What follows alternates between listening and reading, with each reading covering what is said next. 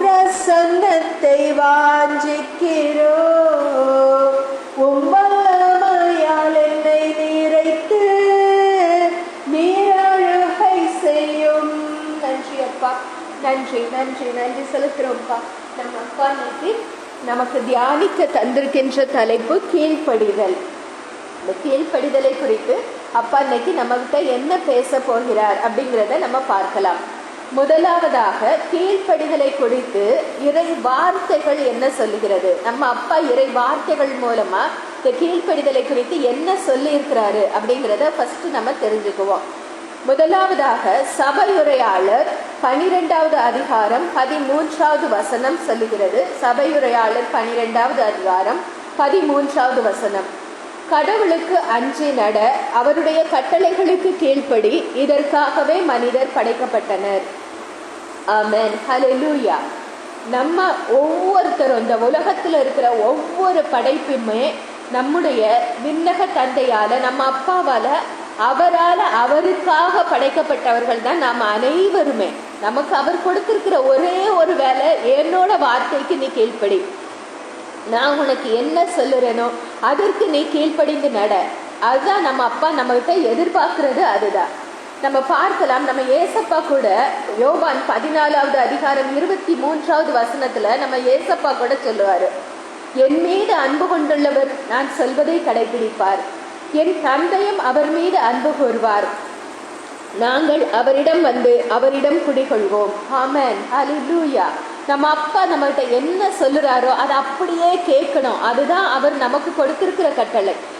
இப்போ நமக்கு எத்தனையோ நம்ம பிள்ளைங்கள்லாம் இருக்கிறாங்க. நம்ம பிள்ளைங்கள்ட்ட நம்ம ஏதாவது ஒரு காரியத்தை குறித்து ஏதாவது ஒன்று செய்ய சொல்லி நமக்கு சொல்லும் போது அந்த பிள்ளைங்க நம்மகிட்ட கீழ்ப்படியாம அந்த அந்த செய்ய சொல்ல செயலை குறித்து மாத்தி மாத்தி ஏதாவது இது என்ன, அது ஏன் நான் செய்யணும், இது எதுக்கு என்கிட்ட சொல்றீங்க, இந்த மாதிரி ஏதாவது ஒரு கேள்வியை கேட்டுக்கொண்டே இருந்தா நமக்கு எவ்வளவு நமக்கு ஆத்திரம் வரும். நம்ம அப்பா ஆனா நமக்காக பொறுமையோட இருக்கிறாரு.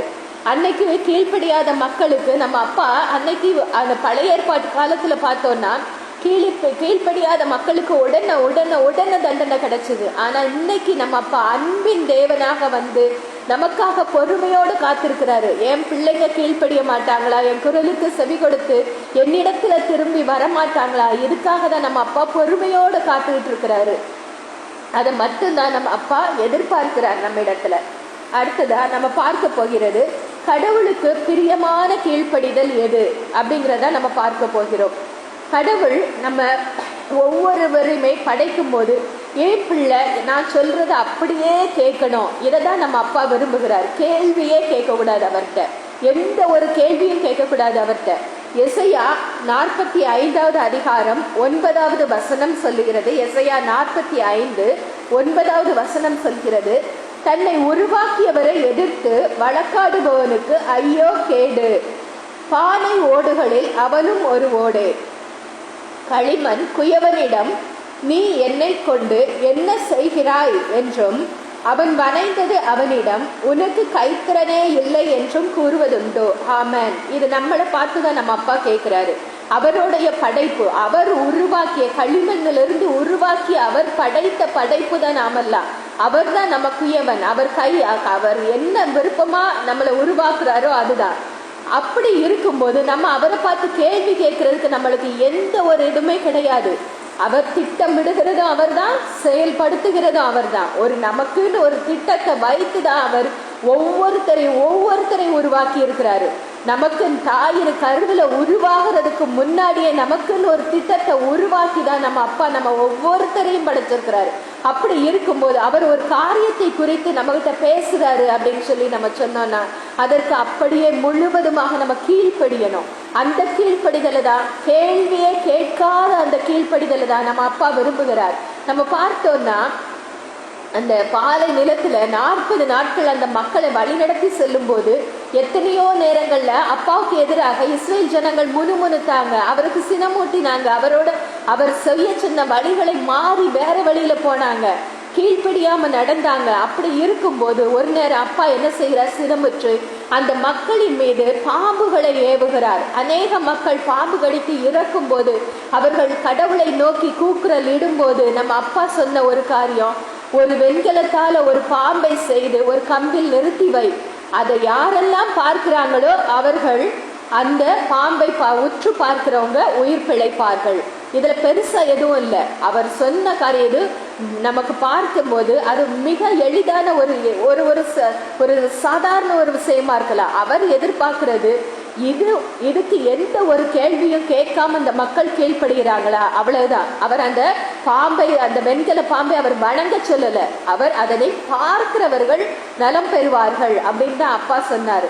அதனை முணுமுணுக்காம திரும்ப வாதாடாம எந்த ஒரு கேள்வியும் கேட்காம அந்த வெண்கல பாம்பை உற்று பார்த்தவர்கள் நலமடைந்தார்கள் அப்படின்னு சொல்லி நம்ம பார்க்கலாம். அந்த ஒரு கேள்வியை கேட்காத ஒரு கீழ்ப்படிதலை தான் நம்ம அப்பா இன்னைக்கு நம்ம ஒவ்வொருத்தர்கிட்டையும் எதிர்பார்க்கிறாரு. இதற்கு எடுத்துக்காட்டா நம்ம பார்த்தோம்னா ஆப்ரஹாம ஒரு கல்தேயர்களின் ஊர் என்ற ஒரு இடத்துல இருந்து அவர் கூப்பிடுறாரு. அவருடைய குடும்பத்தினர் அனைவரும் சிலை வழிபாட்டுல மூழ்கி இருந்த குடும்பம். அவங்களோட குடும்ப தொழிலே சிலைகள் செய்யறதா அவங்க குடும்ப தொழிலு. அப்படிப்பட்ட ஒரு குடும்பத்துல இருந்து ஆப்ரஹாமை பெயர் சொல்லி அழைத்து அவர் அந்த கடவுளை அவர் பார்க்கல, விண்ணகத்தந்தை அவர் பார்க்கல, அவர் குரலை மட்டும்தான் கேட்கிறாரு.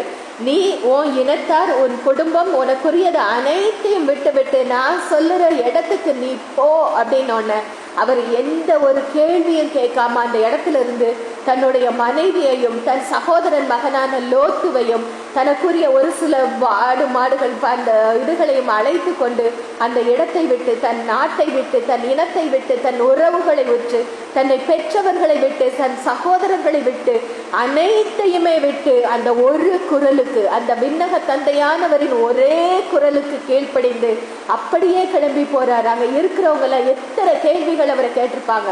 நீ வெறும் குரலை கேட்டுட்டு போறியா, உருவத்தை பார்க்கலையா, எந்த உருவமும் இல்லையா, அப்படிப்பட்ட ஒரு குரலை கேட்டு நீ போறியே, நீ எங்க போவ, பாலை நிலத்துல என்ன வழி உனக்கு தெரியும் அப்படின்னு சொல்லி எத்தனையோ கேள்விகள் கேட்டிருக்கலாம்.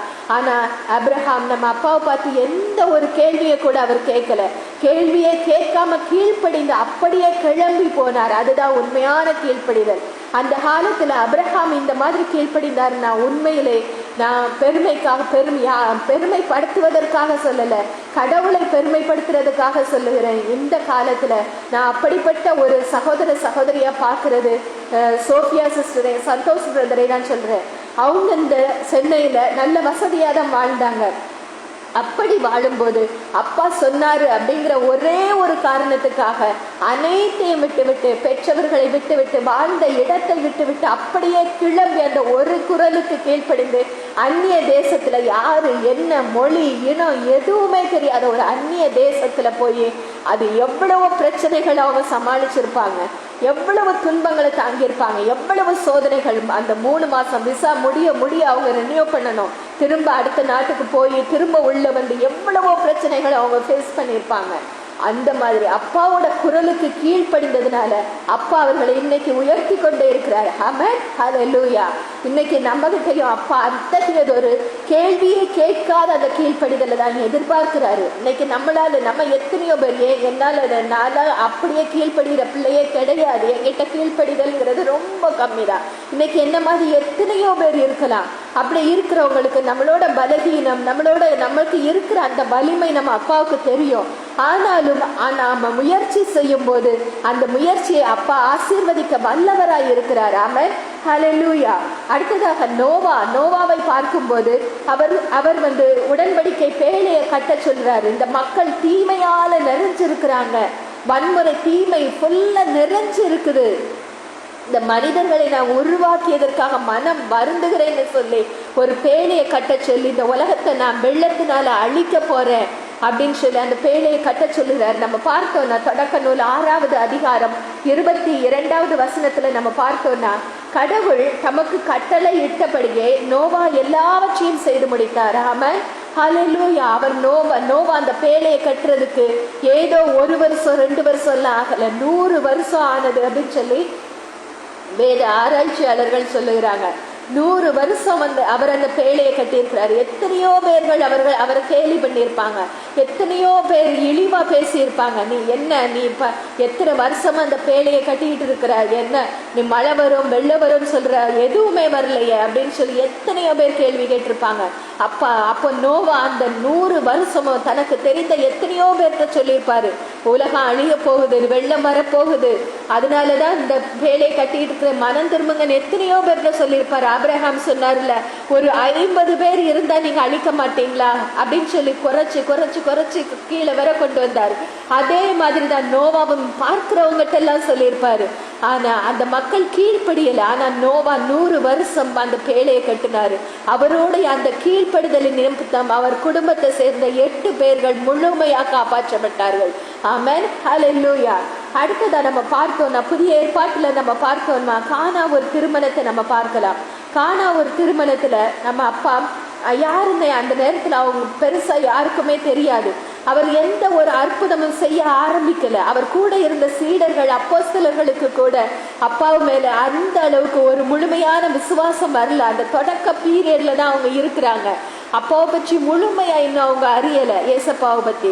ஆனாலும் அவர்கள் அந்த திருமண வீட்டுல அன்னை மரியாள் அந்த அவர் சொல்லுவதையெல்லாம் செய்யுங்கள்னு சொல்லி அந்த இடத்துல அந்த பணியாளர்களுக்கு சொல்லுறாங்க. அந்த பணியாளர்களுக்கு ஏசப்பா யாருன்னு தெரியாது.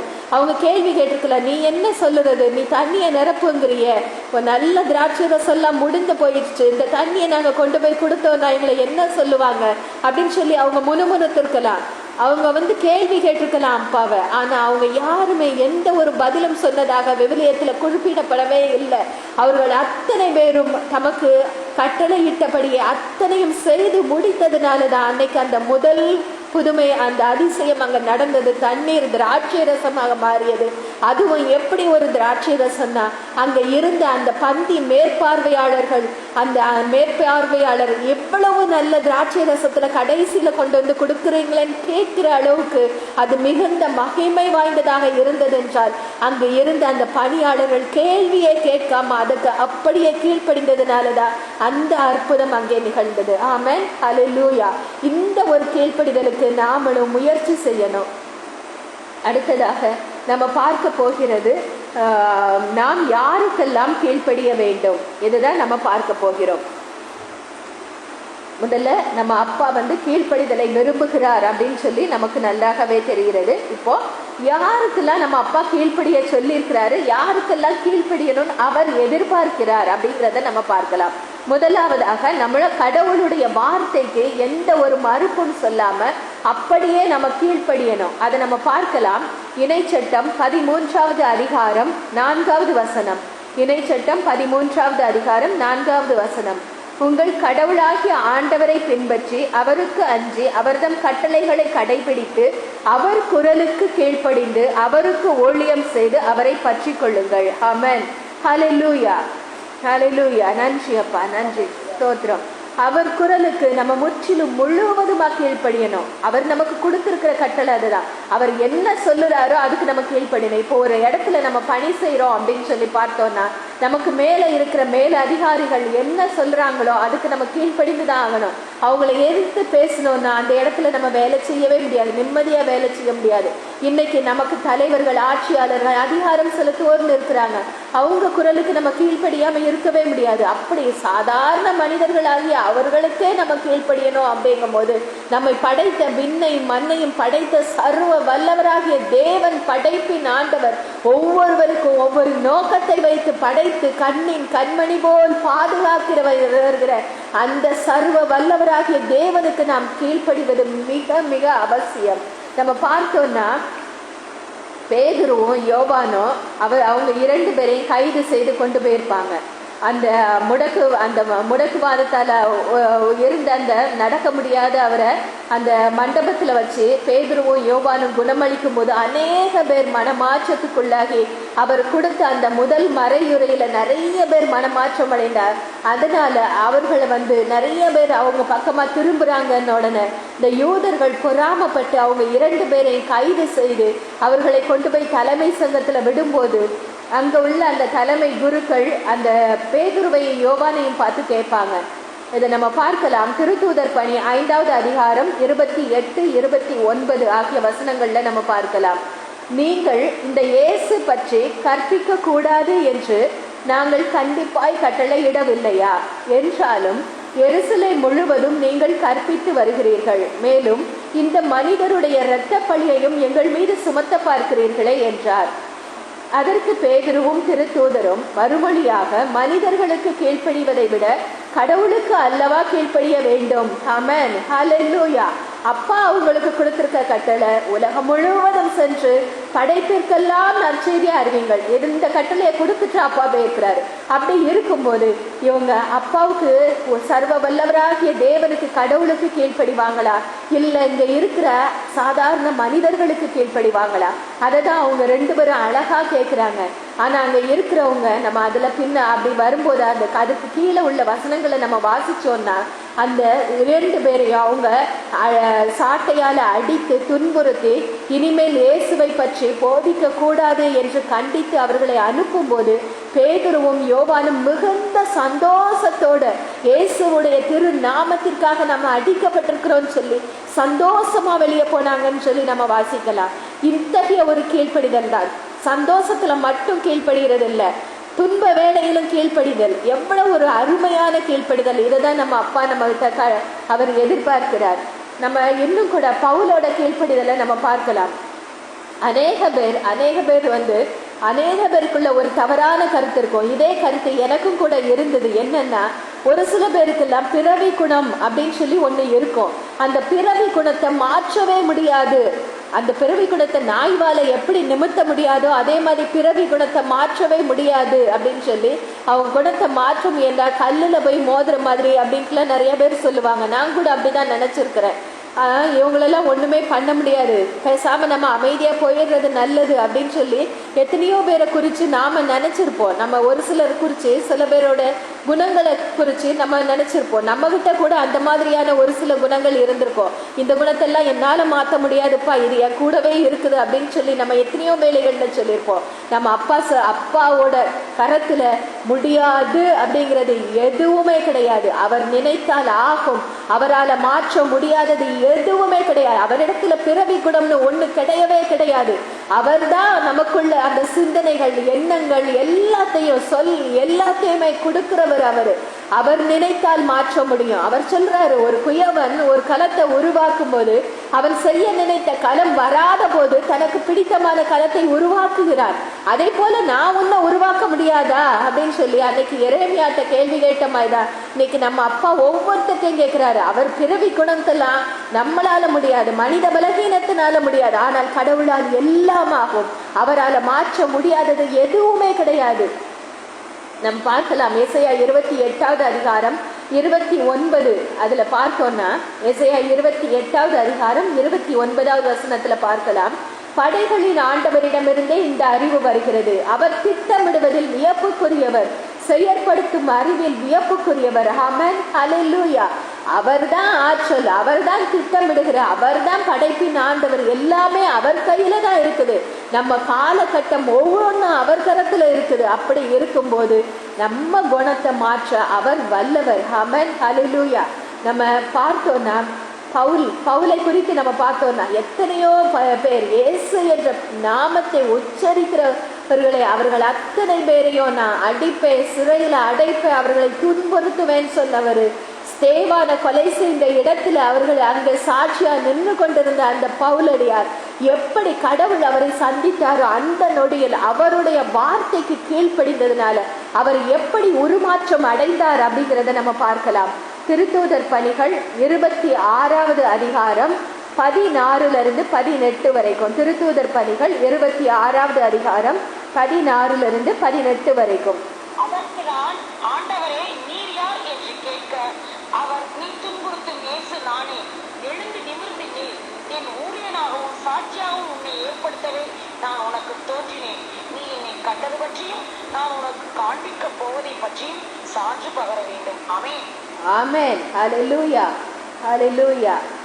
இப்படி அப்பா சம்மதித்த அந்த அவர் கொடுத்த அந்த வாக்குத்தத்தம், நீ உனக்கு நான் அந்த பணியை வச்சிருக்கிறேன், நீ போ, நீ இந்த பணிதான் செய்யணும் அப்படின்னு சொல்லும்போது, தன்னை வெளிப்படுத்திய போது அந்த குரலுக்கு முற்றிலுமாக கீழ்ப்படிந்து தரிசு நகரத்தில் இருக்கிற மத குருக்கள்கிட்ட கடிதம் வாங்குகிறதற்காக சென்றவர். அந்த இயேசு என்ற பெயரை உச்சரிப்பவர்களை துன்புறுத்துகிறதற்காக கடிதம் வாங்க சென்றவர் எப்படி மாறினார்னா, திருத்தூதர் பவுல் 9வது அதிகாரத்துல நம்ம வாசிச்சோம்னா, அவர் அனனியா மூலமாக பார்வை பெற்று அவர் முழுவதுமாக அந்த கடவுளை அறிந்து கடவுளுடைய பரிசுத்த ஆவியானவரை பெற்று அடுத்த நொடிய அடுத்த அந்த உடனேயே அவர் சென்று இயேசுவே இறைமகன் என்று அறிவிக்க ஆரம்பித்தார் என்று நம்ம வாசிக்கலாம்.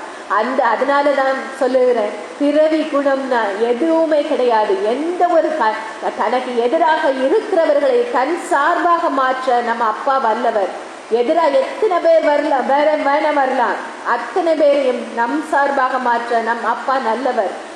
அதனாலதான் நம்முடைய குணங்கள் இது என்னால மாற்ற முடியாது. நம்ம மனித பலகீனத்துல நம்ம யோசிக்கலாம், ஆனா நம்ம அப்பாவால எல்லாமே முடியும். அவர் கையில போய் நிக்கணும். அப்பா, இந்த பலகீனம் இருக்கு, நான் கீழ்ப்படியணும்னு நினைக்கிறேன், ஆனா என்னால கீழ்ப்படிய முடியல. இந்த காரியத்தை நான் விடணும்னு நினைக்கிறேன், என்னால விட முடியல. நான் செய்யக்கூடாதுன்னு தான் நினைக்கிறேன், ஆனா முடியல. ஆனா அப்படின்னு சொல்லி நம்ம அப்பாவோட கரத்துல போய் நிற்கும் போது அவர் நம் முயற்சியையும் நம்மளுடைய ஆவலையும் தாகத்தையும் அவர் ஆசீர்வதித்து நம் பலகீனத்தை பலமாக மாற்ற வல்லவராக நம்ம அப்பா இருக்கிறார். ஆமென், ஹல்லேலூயா.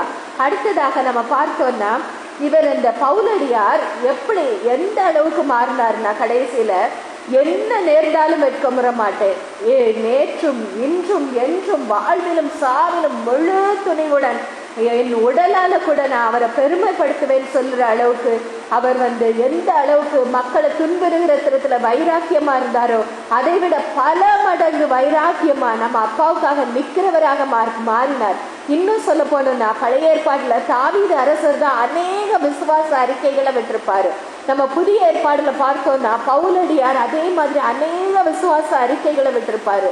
அந்த அளவுக்கு கடவுளுக்கு கீழ்ப்படுகிற ஒரு மனிதனாக அவர் மாறியிருப்பார்.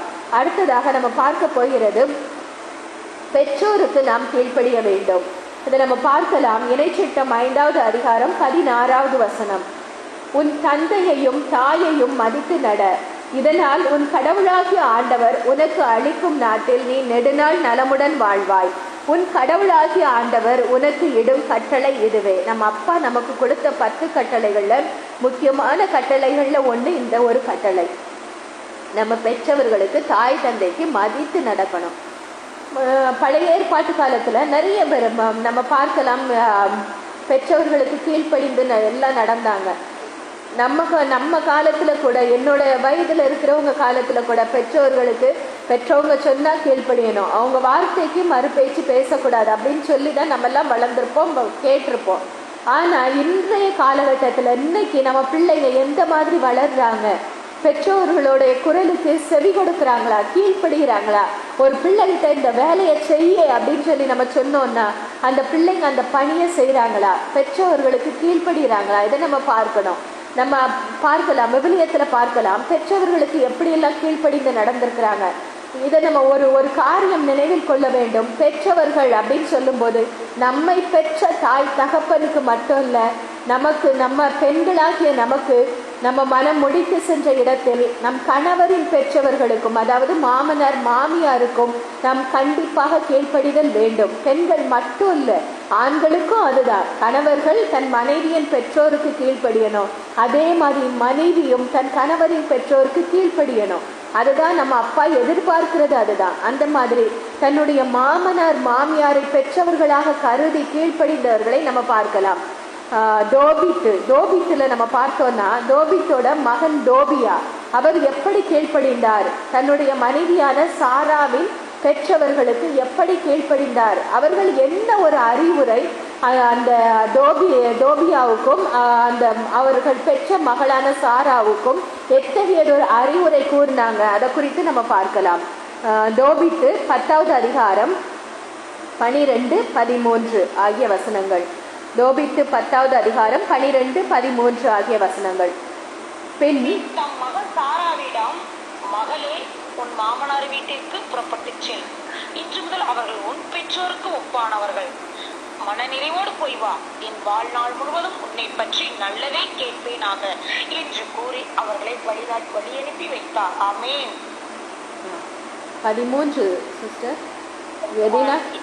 எதினா தோபியாவிடம், என் அன்புக்குரிய மருமகனே, ஆண்டவர் உம்மை நலமுற அழைத்து செல்வாராக.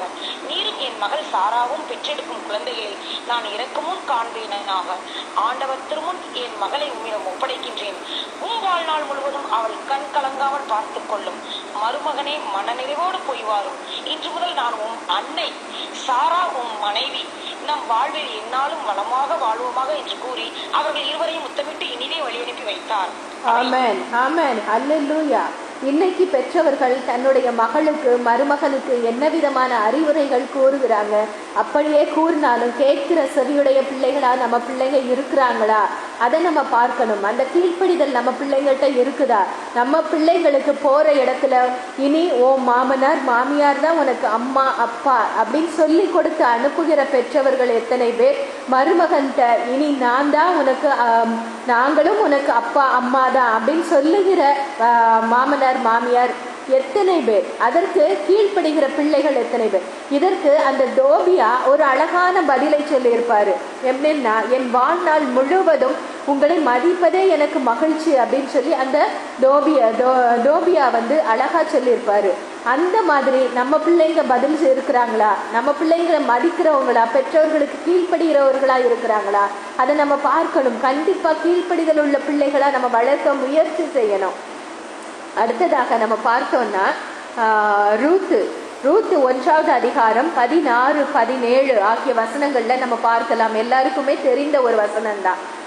ரூத் அழகா சொல்லியிருப்பாங்க, நீங்க எங்க சென்றாலும் நான் வருவேன், உம்மோடு இருப்பேன், உம்மை விட்டு பிரியவே மாட்டேன், இறப்பிலும் உம்மோடு இருப்பேன். இதுதான் ரூத்து சொன்ன ஒரு பதில். அவங்க சொன்னது மட்டும் இல்ல, முழுமையா தன்னுடைய மாமியாருக்கு அவங்க கீழ்ப்படிந்து நடக்கிறாங்க. அந்த மாமியார் என்னென்ன சொல்றாங்களோ அத்தனையும் செய்வாங்க. அவங்க அந்த மனிதர் போவாஸ், அவங்கள விட வயது மூத்தவர், அவர் முதிய மனிதர். அந்த மனிதர்கிட்ட அவங்க உனக்கு நான் ஒரு வாழ்க்கையை அமைத்து தரேன், நான் சொல்லுற மாதிரி செய்யுங்கும் போது ஒரு வார்த்தை கூட அவங்க பதில் பேசாமவும் சரின்னு சொல்லிட்டு அது அப்படியே போய் கீழ்ப்படிவாங்க. அந்த ஒரு கீழ்ப்படிதலை நம்ம அப்பா ஆசீர்வதித்து என்ன ஒரு ஒரு ஒரு ஒரு உன்னதமான ஒரு ஆசீர்வாதத்தை பெற்றிருப்பாங்க. என்ன அப்படின்னு சொல்லி நம்ம பார்த்தோம்னா, இந்த ஆசீர்வாதமான இடம்தான் பெத்லகேம். அந்த ஆசீர்வாதமான பெத்லகேமை விட்டு பஞ்சம் வந்த உடனே இவங்க என்ன செஞ்சிருப்பாங்க? சாபத்துக்குரிய நாடான மோவாபிய தேசத்தை நோக்கி போயிருப்பாங்க. நம்ம அப்பா இஸ்ரேல் ஜனங்களுக்கு கொடுத்த ஒரு மிகப்பெரிய கட்டளை என்னன்னா, ஒரு இடத்துல போரோ பஞ்சமோ வாழோ அந்த கொடிய விலங்குகளாலோ ஏதோ ஒரு நான் அனுப்புகிற இந்த மாதிரியான துன்பங்கள் உங்களுக்கு வருதுன்னா அந்த இடத்தை விட்டு போகவே கூடாது, அந்த இடத்துல தான் இருக்கணும். நான் போன்னு சொன்னா நீங்க போங்க, இல்லைன்னா அதுல தான் இருக்கணும். இல்லை நீங்க அந்த இடத்த விட்டு நீங்க வேற இடத்துக்கு போனீங்கன்னா நீங்க போற இடத்துக்கும் இது உங்களை தொடர்ந்து பின்தொடர்ந்து வரும். இதுதான் நம்ம அப்பா கொடுத்த கட்டளை. ஆனா இவங்க என்ன செய்யறாங்க? நகோமி தன் குடும்பத்தோடு சாபமான தேசத்துக்கு போய் அங்க போய் குடியிருக்கிறாங்க. அதோட வேற்று இன பெண்களை தன் பிள்ளைகளுக்கு மனமுடித்து வைக்கிறாங்க. கடைசியில அவங்களே ஒரு சாபமாக மாறி அனைத்தையும் இழந்து விட்டு ஒரு சாபமான ஒரு இதாதான் அவங்க திரும்பி வராங்க பெத்லகேமுக்கு. இதுல என்ன ஒரு ஆசீர்வாதம்னா, ஆசீர்வாதமான இடத்துக்கு போய் சாபமான இடத்துக்கு போய் சாபத்தோட வராங்க. அந்த சாபமான இடத்துல இருந்த அந்த ரூத்து என்கிற ஒரு பெண்ணின் மூலமாக அவங்க இந்த பெத்லகேம் என்ற ஆசீர்வாதமான இடத்திற்கு வரும்போது அவர்களுடைய சாபமும் நீங்கி அவர்கள் இனத்தின் சாபமும் நீங்கி அனைவரையும் ஆசீர்வாதமாக மாற்றுகிறார் நம்ம அப்பா. அந்த இடத்துல நானே உன்னை ஆசியாக மாற்றுவேன், நீ உன்னை அவரே ஆசி மொழியாக விளங்குவாய்னு அன்று ஆபிரகாமுக்கு கொடுத்த அந்த ஆசீர்வாதத்தை ரூத் தன்னுடைய கீழ்ப்படிதலினால் பெற்றுக்கொண்டு தானும் ஆசீர்வாதமாக மாறி தன் மாமியாரையும் ஆசீர்வாதத்திற்குள்ளாக்கி, அது மட்டும் இல்ல தன் இனத்தவரின் சாபத்தையும் நீக்கி தன் இனத்தின் ஒரு இனத்தையும் ஒரு ஆசீர்வாதமான இனமாக அந்த இடத்துல மாற்றுவதை நம்ம பார்க்கலாம். ஆமென், ஹல்லேலூயா. அடுத்ததாக நம்ம பார்க்க போகிறது பெற்றவர்களுக்கு எப்படி கீழ்ப்படியணும். இவ்வளவு நேரம் மாமனார் மாமியாருக்கு கீழ்ப்படிந்ததை பார்த்தோம். பெற்றவர்களுக்கு யார் கீழ்ப்படிந்தார்கள் அப்படின்னு சொல்லி நம்ம பார்த்தோம்னா யாக்கோபை குறித்து நம்ம பார்க்கலாம். யாக்கோபு தொடக்க நூல் 28வது அதிகாரம் 1-2 ஆகிய வசனங்கள்ல நம்ம பார்க்கலாம். தொடக்க நூல் 28:1-2. ஈசாக்கு யாக்கோபை அழைத்து அவனுக்கு ஆசி வழங்கி கட்டளையிட்டு கூறியது, நீ கானானிய புதல்வரில் எவரையும் மணந்து கொள்ளாதே. புறப்பட்டு பதான் அரமுக்கு போய் உன் தாயின் தந்தையாகிய பெத்துவேல் வீட்டிற்கு செல். அங்கு உன் தாய் மாமன் லாபான் புதல்வரில் ஒருத்தியை மணந்து கொள். ஆமென். போதும் சிஸ்டர். ஆமென். இதுதான் யாக்கோபுக்கு ஈசாக்கும் ரெபெக்காவும் கொடுத்த ஒரு கட்டளையினை வைத்துக்கொள்ளலாம், விண்ணப்பம் வைத்துக்கலாம். யாக்கோபு அதற்கு முழுமையாக கீழ்ப்படுகிறார். அங்கே போய் அவர் அங்கே போய் ஒரு நல்ல ஒரு வாழ்க்கை அவர் வாழலை. இன்னும் சொல்ல போனா அங்கே அவர் மிகப்பெரிய செல்வந்தரின் மகன் யாக்கோபு. ஆனால் அங்கே போய் தன் மாமாவின் வீட்டிற்கு போய் அவர் விரும்பிய பெண்ணை மனமுடிக்கிறதுக்காக 1 வருஷம் 2 வருஷம் இல்லை 14 வருஷங்கள் அவர் தன் மாமாவுக்கு கீழே வேலை செய்கிறார். அவர் நினைச்சிருந்தா எனக்கு வேண்டாம் இந்த வாழ்க்கை, நான் திரும்ப எங்க அப்பா அம்மாகிட்டயே போறேன் அப்படின்னு சொல்லி அவர் போயிருக்கலாம். அந்த வார்த்தைக்கு கீழ்ப்படியாம இருந்திருக்கலாம். அவர் சொன்ன மீறி இருக்கலாம். ஏசா மீறினார் வார்த்தையை, அதே மாதிரி யாக்கோவும் மீறி இருக்கலாம். ஆனா அவர் முழுமையாக கீழ்ப்படிந்து அந்த 14 வருடங்களும் அப்படியே அங்க சென்ற இடத்திலும் தன் மாமாவிற்கு கீழ்ப்படிந்து முற்றிலும் கீழ்ப்படிந்தவராக இருந்துதான் அங்க திரும்பி வாராரு. தன் மனைவி பிள்ளைகளோட திரும்பி வாராரு. தன் பெற்றவர்களுக்கு முழுமையாக கீழ்ப்படிந்து அந்த இடத்துல நடக்கிறதா யாக்கோபை குறித்து நம்ம பார்க்கலாம். அடுத்ததாக நம்ம பார்க்க போகிறது கணவருக்கு கீழ்ப்படிய வேண்டும். நம்ம பார்க்கலாம். எபேசு 5வது அதிகாரம் 22-24 ஆகிய வசனங்கள்ல நம்ம பார்க்கலாம்.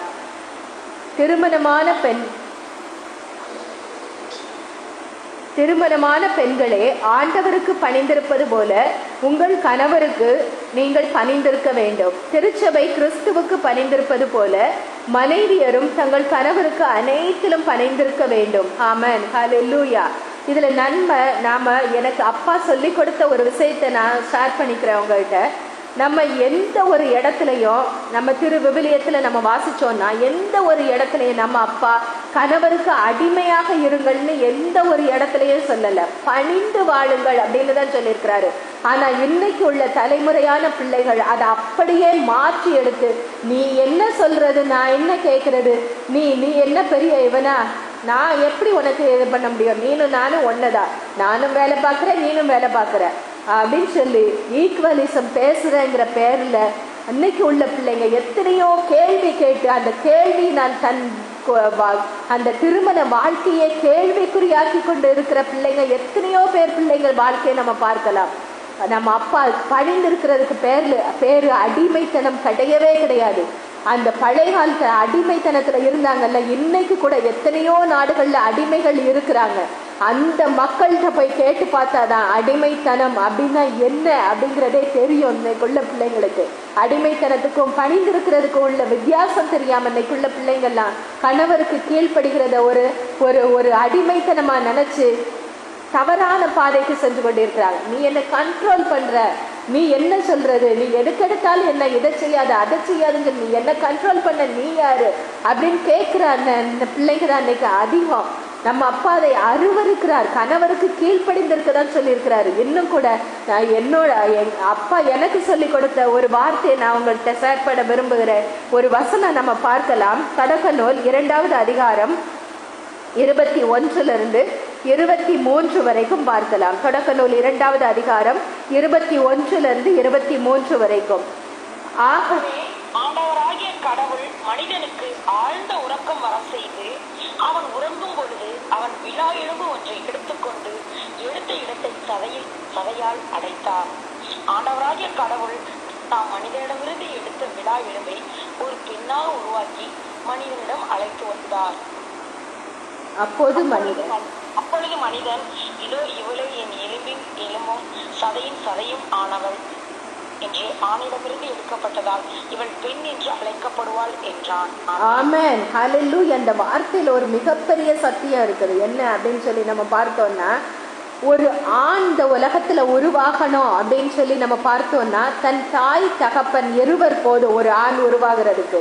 ஆனா ஒரு பெண் உருவாகணும் அப்படின்னு சொல்லி நம்ம பார்த்தோம்னா 3 பேர் அங்க தேவை. தாய் தகப்பன் மட்டும் இல்ல, கணவரோட விலா எலும்பு தேவை. ஒரு பெண்ணானவள் தாயின் கருவில் உருவாகும் போது 3 பேரால பிணைக்கப்பட்டு உருவாக்கப்படுகிறவள் தான் பெண்ணு. ஒரு பெண் உருவாகும் போது அப்பா இந்த பெண்ணுக்கு இவன் தான் அப்படின்னு சொல்லி அந்த அவளுக்கு கணவனா வரப்போகிறவன் விலா எலும்பை எடுத்துதான் அந்த பெண்ணை உருவாக்கி இருக்கிறார். அதனாலதான் ஆணிடம் இருந்து எடுக்கப்பட்டதுதான் பெண்ணு. ஆணோட கருவிலையே இணைக்கப்பட்டவள் தான் பெண்ணு, தன் கணவனோட இணைக்கப்பட்டவள். அதனாலதான் நம்ம அப்பா சொல்லுகிறாரு கணவனுக்கு பணிந்து நடன்னு சொல்றது. அதனாலதான் அதுக்கு கீழே வசனம் வரும், இனி இவர்கள் இருவர் அல்ல ஒருவர் அப்படின்னு சொல்லி வசனம் வரும். அந்த நம்ம ஏசப்பா கூட சொல்லியிருப்பாரு, இனி இவர்கள் இருவர் அல்ல ஒரே உடல். அதனாலதான் கடவுள் இணைத்ததை மனிதன் பிரிக்காது இருக்கட்டும்ங்கிற வார்த்தை எதுக்கு சொல்லியிருக்கிறாருன்னா, கடவுள் கருவில் உருவாகும் போதே அவர்களை இணைத்து விட்டார். கடவுள் இணைத்து வைத்து விட்டார். அங்க உள்ள அந்த தாய் தகப்பனோட உயிர் அணுக்கள் மட்டும் இல்ல, கணவனோட எலும்பும் சேர்ந்துதான் ஒரு பெண் உருவாக்கப்பட்டிருக்கிறார்.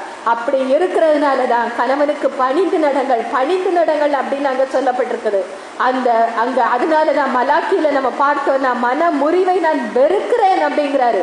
அந்த பரத்தமைக்காக மட்டுமன்றி வேற எதுக்காகவும் அந்த மன முறிவு செய்யக்கூடாது என்ற கட்டளை ஏன் கொடுக்கப்பட்டிருக்குதுன்னா, அந்த கருவில் உருவாகும் போதே அப்பா ஆசீர்வதித்து ஒரு ஆணையும் பெண்ணையும் இணைத்து தான் அங்க உருவாக்கி இருக்கிறாரு. ஆமென், ஹல்லேலூயா. அதனாலதான் கணவருக்கு முற்றிலும் முழுவதுமாக கீழ்ப்படிந்து நடங்க அப்படின்னு சொல்லி இதனாலதான் சொல்லப்பட்டிருக்குது. நம்ம எல்லாருக்குமே தெரியும், விவிலியத்துல யார் கணவருக்கு கீழ்ப்படிந்து நடந்தான்னு பார்த்தா சாராமா கணவருக்கு கீழ்ப்படிந்து நடந்தாங்க அப்படிங்கிறத நம்ம பார்க்கலாம்.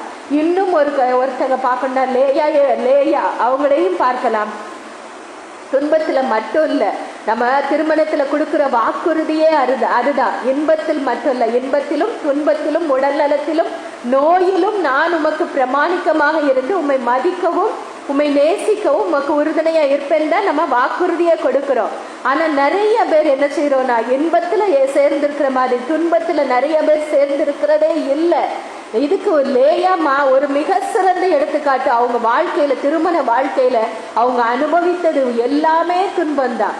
ஆனாலும் தன் கணவன் அன்பு தனக்கு முழுமையாக கிடைக்கல அப்படின்னு தெரிஞ்ச போது கூட அவங்க கடவுளுடைய கட்டளைக்கு முழுமையாக கீழ்ப்படிந்து இறுதி வரைக்கும் தன் கணவனுக்கு கீழ்ப்படிந்து வாழ்ந்தாங்க லேயாமா. ஆமென், ஹல்லேலூயா.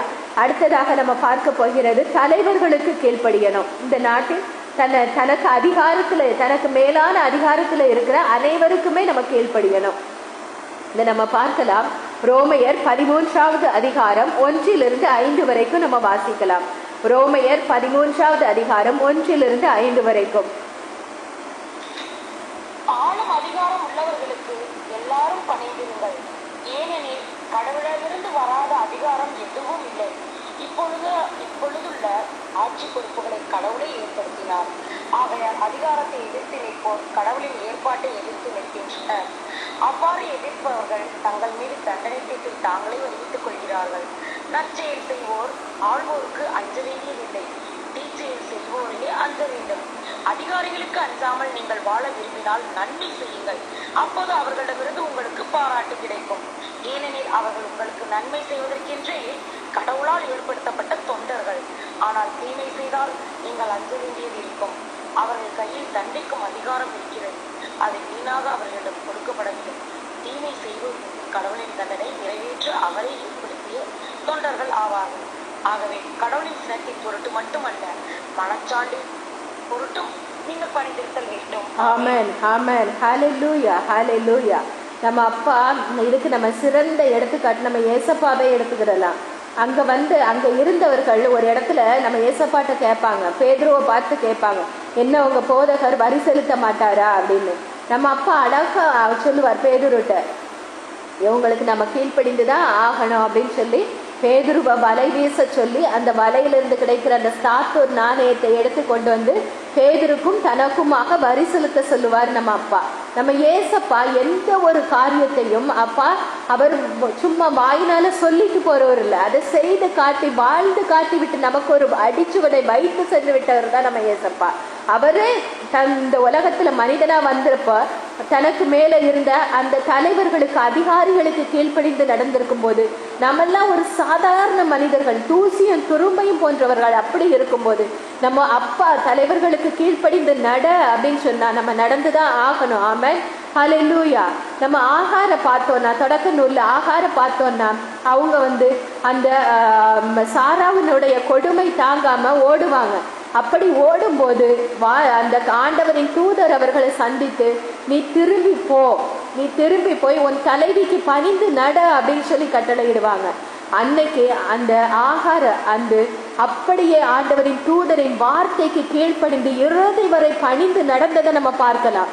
அந்த சாராமா ஆகாரை 2வது முறையாக விரட்டி துரத்தும் போது ஆகார் மீது உள்ள வெறுப்பாலும் மன வருத்தத்தினாலும் அது ஆகாரையும் இஸ்மவேலையும் துரத்தி இருக்க மாட்டாங்க. அவங்களுக்குள்ள ஒரு இன்செக்யூரிட்டி, ஒரு பாதுகாப்பு இல்லாத ஒரு நிலை வந்திருக்கும். ஏன்னா அங்க இஸ்மவேலும் ஈசாக்கும் இணைந்து சிரித்து மகிழ்ந்து விளையாடுறத பார்க்கும்போது அவர்களுக்குள்ள ஒரு பயம், எங்க தன்னுடைய பிள்ளைக்கு எங்க அந்த இஸ்மவேல் போட்டியா வந்துருவானோ அப்படிங்கிற ஒரு பயம். இன்னொன்னு, அந்த இஸ்மவேல் தான் ஆபிரகாமோட முதல் பையன்.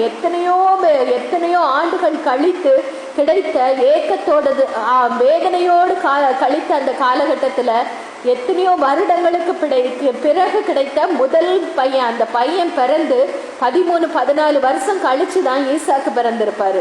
அப்படி இருக்கும்போது ஆபிரகாமோட அன்பு நிறைய அந்த பையனுக்கு இஸ்மவேலுக்கு இருந்தது. அதனாலேயே ஒரு பாதுகாப்பின்மையை உணர்ந்ததுனால தான் இஸ்மவேலின் பொருட்டு தான் அங்க சாராமா ஆகாரையும் இஸ்மவேலையும் விரட்டி இருப்பாங்க. அதனால நம்ம பார்க்கலாம் அவங்க எப்படி சாராமாவுக்கு முழுமையா பணிந்து நடந்ததுனால, ஆண்டவருடைய வார்த்தையை கேட்டு அப்படியே கீழ்ப்படிந்து நடந்ததுனால தான் இன்னைக்கு இஸ்மவேல் வழியாக இன்னொரு இனம், மிக புகழும் பெருமையும் வாய்ந்த இன்னொரு இனம் உருவாகி இருக்குது. அவர்கள் கடவுளின் பிள்ளைகளாகிய நமக்கு எதிரானவர்களாக இருந்தாலும் அவர்களும் ஒரு மிகப்பெரிய இனமா உருவாவதற்கு ஆகாரின் கீழ்ப்படிதல் தான் காரணம். ஆமென், ஹல்லேலூயா.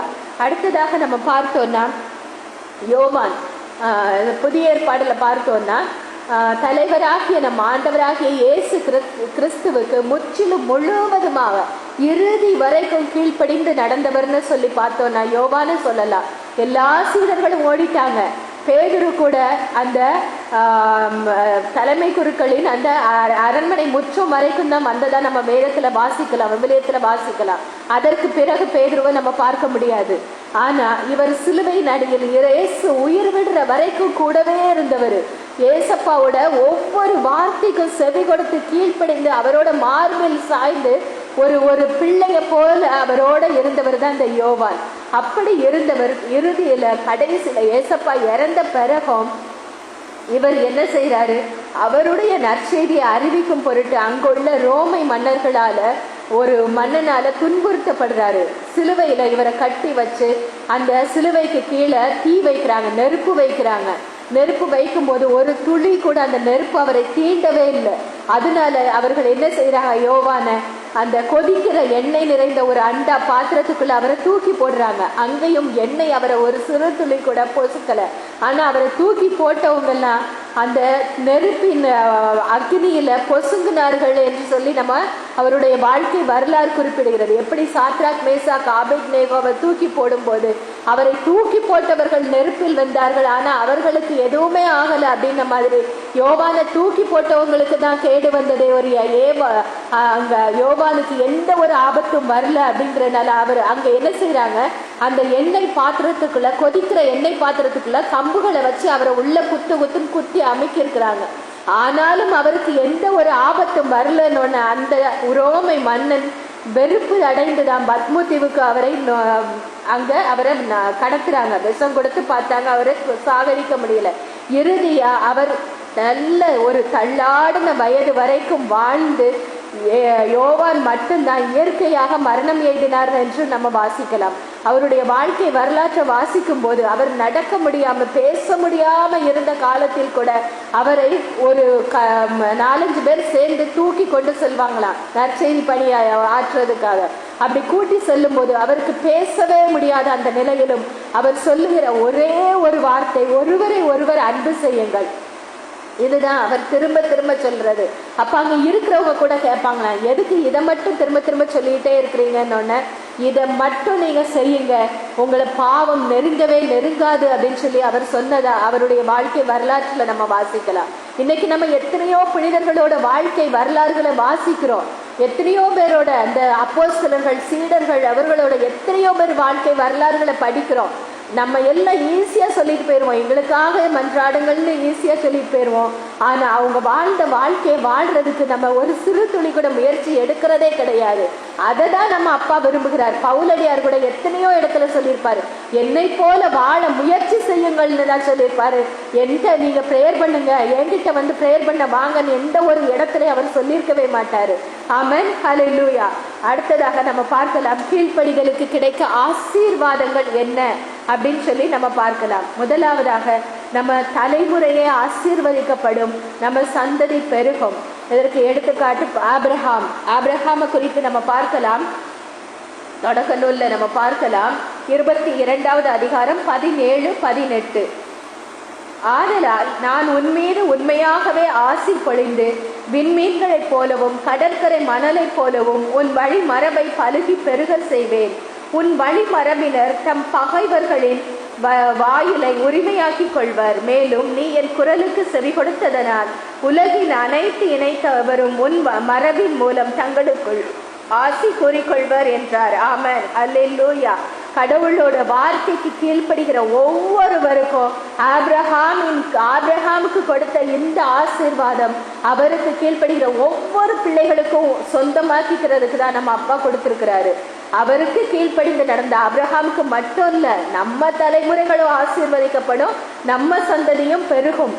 அந்த கீழ்ப்படிதலுக்குள்ள ஆசீர்வாதங்கள்னு சொல்லி லேவியர்ல இருக்கோம். நம்ம வாசிச்சு பார்த்தோம்னா அவர் அந்த ஆசீர்வாதத்துல கொடுத்திருக்கிறது, நீ என்னோட வார்த்தைக்கு கீழ்ப்படிந்து நடந்தீன்னா உன்னுடைய சந்ததி பெருகும், உன்னோட தலைமுறையில மலடே இருக்காது.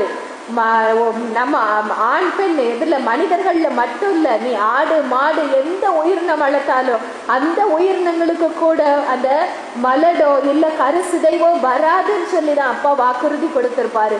அந்த ஒரு ஆசீர்வாதத்தை தான் தமக்கு கீழ்ப்படுகிற பிள்ளைகளுக்கு அவர் கொடுக்கிறார். ஆமென், ஹல்லேலூயா. அடுத்ததாக நம்ம பார்க்கலாம், இதைதான் நம்ம ஏசப்பாவும் சொல்லியிருப்பாரு. ஏசப்பா யோவான் 15வது அதிகாரம் 10வது வசனத்துல நம்ம பார்க்கலாம், நான் என் தந்தையின் கட்டளைகளை கடைபிடித்து அவரது அன்பில் நிலைத்திருப்பது போல நீங்களும் என் கட்டளைகளை கடைபிடித்தால் என் அன்பில் நிலைத்திருப்பீர்கள். ஆமென். இதுதான் நம்ம ஏசப்பான்னு சொல்றாரு. நான் எப்படி என் அப்பாவோட கட்டளைகளுக்கு கீழ்ப்படிந்து நடந்தேனோ அதே மாதிரி நீங்க என் கட்டளைகளுக்கு கீழ்ப்படிந்தா என்னோட அன்புல நிலைத்திருப்பீங்க அப்படின்னு சொல்றாரு. ஏசப்பாவோட அன்பை விட பெரிதான ஒரு விஷயம் இந்த உலகத்துல எதுவுமே கிடையாது. அவரோட அன்புக்கு ஈடு இணை எதுவுமே கிடையாது. அவர் தான் நம்ம மேல முதல்ல அன்பு செலுத்தினார். அதனாலதான் நாம இன்னைக்கு ஒவ்வொருத்தரையும் அன்பு செலுத்திட்டு இருக்கிறோம். ஆமென், ஹல்லேலூயா.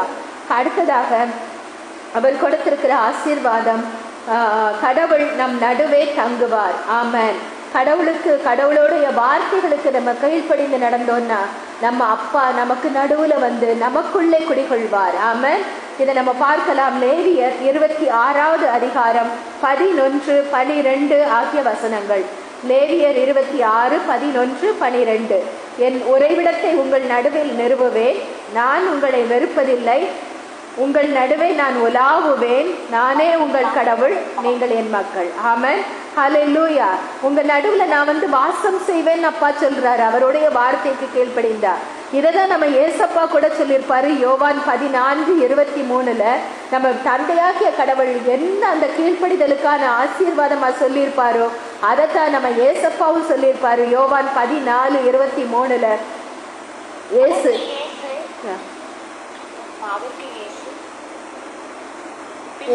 கூறினார், என் மீது அன்பு கொண்டுள்ளவர் நான் சொல்வதை கடைபிடிப்பேன், என் தந்தையும் அவர் மீது அன்பு கொள்வார், நாங்கள் அவரிடம் வந்து அவருடன் குடிகொள்வோம்.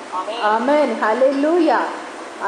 நாங்கள் 2 பேரும் வந்து உங்களுக்குள்ள குடிகொள்வோம் அப்படின்னு சொல்றாரு. அப்போ பரிசுத்த ஆவியானவர் ஏற்கனவே நமக்குள்ள இருக்கிறாரு. அப்போ மூவர் கடவுளாகிய தேவன் அவருடைய வார்த்தைக்கு கீழ்ப்படிந்தா நமக்குள்ள வந்து குடி அமர்வோம்னு சொல்றாங்க. அவங்க குடி வந்து அமர்ந்தாதான் நம்முடைய உடல் அவர் தங்கும் ஆலயம். ஆமென், ஹல்லேலூயா. அடுத்ததாக நம்ம வாசிக்கலாம், அவருடைய வார்த்தைகளுக்கு கீழ்ப்படிந்தா நிலையான மீட்பு கிடைக்கும். ஆமென். எபிரேயர் 5வது அதிகாரம் 9வது வசனத்துல நம்ம பார்க்கலாம், அவர் நிறைவுள்ளவராகி தமக்கு கீழ்ப்படிவோர் அனைவரும் என்றென்றும் மீட்பு அடைய காரணமானார். என்றென்றைக்குமான மீட்பு. ஏதோ கொஞ்ச காலம், இன்னும் 2 வருஷம் 3 வருஷம் இல்ல, நிலைத்த ஒரு மீட்பு. அவர் வந்து அவரோட நம்ம செல்லுகிற வரைக்குமான என்றென்றைக்குமான மீட்பு கிடைக்க அவர் வந்து அவருடைய வார்த்தைக்கு கீழ்ப்படிந்த அத்தகையதொரு அந்த மீட்பு நமக்கு கொடுக்க அவர் சித்தமா இருக்கிறார். அடுத்ததாக தூய ஆவி நமக்கு கிடைக்கும். அவருடைய வார்த்தைகளுக்கு கீழ்ப்படிந்து நடந்தா பரிசுத்த ஆவியானவர் நமக்குள்ளே தங்குவார். ஆமென். நம்ம பார்க்கலாம் திருத்தூதர் பணி 5வது அதிகாரம் 31, 32 ஆகிய வசனங்கள். திருத்தூதர் பணி 5, 31, 32. இஸ்ரேல் மக்களுக்கு மனமாற்றத்தையும் ஆமா சிஸ்டர், இஸ்ரேல் மக்களுக்கு மனமாற்றத்தையும் பாவ மன்னிப்பையும் அளிப்பதற்காக கடவுள் அவரை தலைவராகவும் மீட்பராகவும் தமது வலப்பக்கத்துக்கு உயர்த்தினார். இவற்றுக்கு நாங்களும் கடவுள் தமக்கு கீழ்ப்படிவோருக்கு அருளும் தூய ஆவியிடம் சாட்சிகள் என்றார். ஆமென், ஆமென். அவருடைய வார்த்தைகள் தான் தூய ஆவியானவரை கொடுக்கிறது. அவருடைய வார்த்தைக்கு நம்ம கீழ்ப்படிந்தோம்னா தூய ஆவியானவர் நமக்குள்ளே தங்கி வாசம் செய்வார், நமக்குள்ளே செயலாற்றுவார், நம்மை அவர் உருவாக்குவார். ஆமென், ஹல்லேலூயா. அடுத்ததாக நம்ம பார்த்தோம், நம் தலைமுறை ஆசீர்வதிக்கப்படும் வாசிச்சோம். அவருடைய அன்பில் நிலைத்திருப்போம் என்று பார்த்தோம். அடுத்ததாக கடவுள் நம் நடுவே தங்குவார் என்ற அவருடைய ஆசீர்வாதத்தை பார்த்தோம். அப்புறம் நிலையான மீட்பு கிடைக்கும், தூய ஆவியானவர் கிடைப்பார். அடுத்ததாக நோய் குணமாகும். கடவுளுக்கு கீழ்ப்படிந்தால் நம் நோய் குணமாகும். இணைச்சட்டம் 7வது அதிகாரம் 15வது வசனத்துல நம்ம பார்க்கலாம், எல்லா நோய்களும் உங்களிடமிருந்து அகலும்படி ஆண்டவர் செய்வார். நீங்கள் அறிந்துள்ள எகிப்தியரின் கொடிய நோய்கள் எல்லாம் உங்களிடையே இல்லாமல் உங்கள் பகைவர் மேல் வரும்படி செய்வார். ஆமென், ஹல்லேலூயா. எந்த ஒரு நோய், ஏதோ ஒரு நோய், சின்ன நோயை வந்தா கூட அது எப்படி வந்துச்சு எப்படி போச்சுன்னு தெரியாத அளவுக்கு நம்ம அப்பா அந்த நோயை குணமாக்க வல்லவராக நம்மோடு இருப்பார். ஆமென், ஹல்லேலூயா. அடுத்ததாக நம் பகைவர்களை அவர் முறியடிப்பார். இணைச்சட்டம் 28வது அதிகாரம் 7வது வசனத்துல நம்ம பார்க்கலாம், உனக்கு எதிராக எழும் உன் பகைவர்களை உனக்கு முன் முறியடிக்கும்படி ஆண்டவர் அவர்களை உன்னிடம் ஒப்படைப்பார்.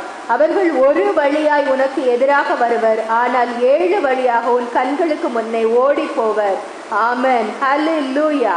அவர் நம் பகைவர்களிடமிருந்து நமக்கு பாதுகாப்பு அளிக்கிறார். நம்ம அவருடைய வார்த்தைகளுக்கு கீழ்ப்படிந்தா போதும், அவரே கோட்டையும் அரணுமாக இருப்பார். எருசலேமை சுற்றிலும் மதில்கள் இருப்பது போல ஆண்டவருடைய வார்த்தைக்கு செவி கொடுக்கும்பவர்களை அவர் சுற்றிலும் சூழ நின்று பாதுகாக்கக்கூடியவராக இருக்கிறார். ஆமென். அடுத்ததாக கடைசியாக ஒரு ஆசீர்வாதத்தை பார்க்கலாம். ஆண்டவர் அவர்களுடைய வார்த்தைக்கு நாம் கீழ்ப்படிந்தால் அவர் நம்மை உயர்த்தி கொண்டே இருப்பார். ஆமென், ஹல்லேலூயா. இணைச்சட்டம் 28வது அதிகாரம் 13வது வசனம், இன்று நான் உனக்கு விதிக்கும் உன் கடவுளாகிய ஆண்டவரின் கட்டளைகளுக்கு செவி கொடுத்து அவற்றை கீழ்ப்படிவதில் கருத்தாயிரு. அப்போது ஆண்டவர் உன்னை முதல்வனாக ஆக்குவாரே அன்றி கடையனாக ஆக்க மாட்டார். நீ உயர்வாயே அன்றி தாழ்ந்து போக மாட்டாய். ஆமென், ஹல்லேலூயா, ஹல்லேலூயா. நன்றி செலுத்துறோம்ப்பா. எவ்வளவு ஆசீர்வாதங்கள் பாருங்க. அதே நேரத்துல நம்ம கீழ்ப்படியாம போனோம்னா அதற்கான தண்டனைகளையும் அப்பா கொடுத்திருக்கிறாரு. அது தண்டனைகள் நிறைய இருக்கும், மார்க் பண்ணி வச்சுக்கோங்க. லேவியர் 26வது அதிகாரம் 14 to 37 வரைக்கும் வாசிச்சோம்னா கீழ்ப்படியாமைக்காக அவர் கொடுக்கிற தண்டனைகளை நம்ம பார்க்கலாம். நம்ம எல்லாருமே சாதாரண மனிதர்கள் தான். அநேக நேரங்கள்ல தவறி போவோம். அநேக நேரங்கள்ல ஆண்டவருடைய வார்த்தைகளுக்கு செவி கொடுக்காம நம்ம இஷ்டத்துக்கு முடிவெடுக்க கூடியவர்களாக இருப்போம். அந்த நேரத்துல நம்ம அப்பா நம்ம அன்பின் தேவனா. பழைய ஏற்பாட்டில் இருக்கிறது போல கண்ணுக்கு கண் பல்லுக்கு பல்லுங்கிற முறை தான் அங்கே இருந்தது. உடனே உடனே உடனே தண்டனை. ஆனால் நம்ம அப்பா அன்பின் தேவனாக வந்திருக்கிறாரு. அவர் இந்த கிருபையின் காலத்துல நமக்காக பொறுமையோட காத்திருக்கிறாரு. அவரோட வார்த்தைக்கு நமக்கு கீழ்ப்படிய முடியாது. நம்ம பலவீனர்கள் அப்படிங்கிறது நம்ம அப்பாவுக்கு நல்லாவே தெரியும். ஆனா அவர் நம்ம எடுக்கிற அந்த முயற்சிகளை தான் அவர் பார்க்கிறாரு. என் பிள்ளைக்கு பலவீனமான பிள்ளை தான், ஆனா என் பிள்ளை முயற்சி பண்ணது, அதை தான் நம்ம அப்பா பார்க்கிறார். நம்ம முயற்சி செய்யும் போது அப்பா நம்மை உயர்த்துவார், நம்மளை ஆசீர்வதித்தார், அவர் கிருபையினால் நம்மை நிரப்புவார். உன் பலகீனத்தில் தான் என் அருள் வல்லமை பூரணமாய் விளங்கும் என்று சொன்னவர். அவர் நம்மை அவருடைய பலத்தாலும் ஆற்றலாலும் நிரப்ப வல்லவராக இருக்கிறார். அவர் நம்மை ஆசீர்வதிப்பார். நம்ம முயற்சி பண்ணணும். முயற்சியே பண்ணாம, எந்த ஒரு முயற்சியும் பண்ணாம அவருடைய குரலுக்கு செவி, அவர் குரல் நம்ம காதுகளில் செவித்தும் கேட்காத செவிகளை உடையவர் போல், கேட்காதவர்களை போல், கண்டும் காணாதவர்களைப் போல, கேட்டும் கேட்காதவர்களைப் போல செவிகளை அடைத்து கடின உள்ளத்தினராக இருந்தோமானால் அவர் கொடுக்கிற மீட்பை நாம் இழந்து விடுவோம். அதை நம்ம செய்யற ஒரு சிறு சிறு முயற்சியை தான் நம்ம அப்பா எதிர்பார்க்கிறார். கீழ்ப்படுகிறதுக்கு நம்ம என்ன முயற்சி எடுக்கிறோம், அப்படி நம்ம முயற்சி எடுக்கும் போது நம்ம அப்பா நம்மளை ஆசீர்வதிப்பார். ஹல்லேலூயா, ஹல்லேலூயா. நன்றி செலுத்துறோம்ப்பா, நன்றி நன்றி நன்றி நன்றி செலுத்துறோம்ப்பா. அப்பா இவ்வளவு நேரமாக அப்பா நீர் எங்களோடு பேசினீரப்பா. அந்த கீழ்ப்படிதலை குறித்து அப்பா நீர் எங்களுக்கு கட்டளையிட்டு இருக்கிறீரப்பா, எங்களுக்கு கற்று தந்திருக்கிறீரப்பா. நன்றி செலுத்துறோம்ப்பா, நன்றி செலுத்துறோம்ப்பா. அப்பா நீங்க தான் சொல்லி இருக்கிறீங்கப்பா, கீழ்ப்படியும் உள்ளத்தையும் கேட்கக்கூடிய செவிகளையும் நான் அவர்களுக்கு கொடுப்பேன் என்று வாக்கு கொடுத்திருக்கிறீங்கப்பா. நீர் வாக்கு மாறாத தேவனப்பா, நீரே வாக்கு தத்தத்தின் தேவனப்பா, நேற்றும் இன்றும் என்றும் மாறாதவரப்பா. அப்பா நீர் என்றென்றைக்கும் நிலைத்திருக்கிறீர். உமக்கு கீழ்ப்படுகிற உள்ளத்தை நீர் எங்களுக்கு தருவீர் என்று அப்பா நாங்கள் விசுவசிக்கிறோம்ப்பா. நீர் எங்களை நிரப்புவீராகப்பா, நிரப்புவீராக அப்பா. உமக்கு கீழ்ப்படுகிற உள்ளத்தை எங்களுக்கு கொடுங்கப்பா, உமக்குள் எங்களை நிறுத்துங்கப்பா. அப்பா ஏசப்பா நீங்க சொல்லி இருக்கிறீங்க, என் ஆடுகள் என் குரலுக்கு செவி கொடுக்கின்றன, எனக்கும் அவற்றை தெரியும், அவையும் என்னை பின்தொடர்கின்றன, நான் அவற்றிற்கு நிலை வாழ்வை அளிக்கிறேன், எனது கையிலிருந்து அவற்றை ஒருவராலும் பறித்துக் கொள்ள முடியாது. என் தந்தை எனக்கு அவற்றை அளித்த என் தந்தையின் கரத்திலிருந்தும் அவற்றை எவராலும் பறித்துக் கொள்ள முடியாது என்று சொல்லியிருக்கிறீங்கப்பா. அத்தகையதொரு மீட்பு, அத்தகையதொரு நிலை வாழ்வு உங்க வார்த்தைக்கு நாங்க செவி கொடுக்கணும். அந்த உலகத்தின் வார்த்தைகளுக்கு செவி கொடுத்ததெல்லாம் போதும்பா. இந்த உலகத்தின் சத்தங்கள் செவிகள்ல ஒலிக்க வேண்டாம்ப்பா.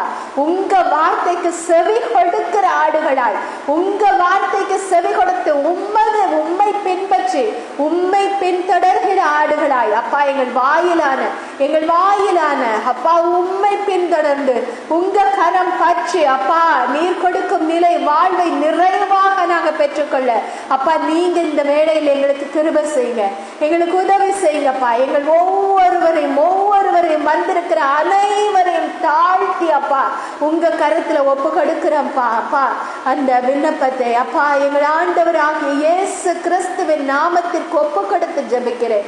என் ஜெபம் கேள்வி ஜீவனுள்ள தந்தையே. ஆமென், ஆமென், ஹல்லேலூயா. நன்றி நன்றி நன்றி.